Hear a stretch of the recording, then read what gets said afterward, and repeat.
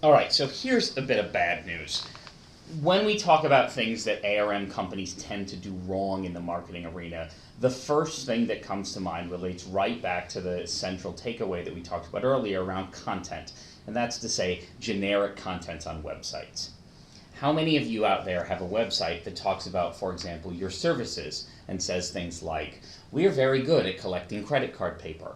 How many of you talk on your website in text about the fact that you value training highly, that you value compliance highly, that you value customer service highly? And all of those things look exactly the same on your site that they do on other people's sites, on your competitor sites even. The problem with that is the takeaway for anyone who's looking at engaging you to provide services for them is that what they're left with as an impression when they read generic content like that is that you are unique and special, just like everybody else. In other words, if your site doesn't say anything unique about what you do or what your particular corporate culture brings to the work you do for a client, there's no reason for that client to engage you over anyone else, especially if it's someone who is not in fact familiar with the kind of performance that you can achieve for them. So an easy way, of course, to do this is to take any one of those categories, right? Where you talk about training, where you talk about compliance, where you talk about specific services,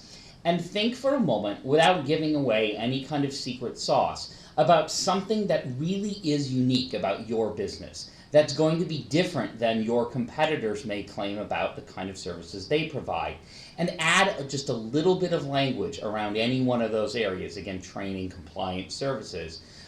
to set off that process and feature of your business and to differentiate yourself from someone else. Suddenly you've transformed generic content into dynamic and differentiating content, and at the end of the day, that's going to increase the potential for you to get more business.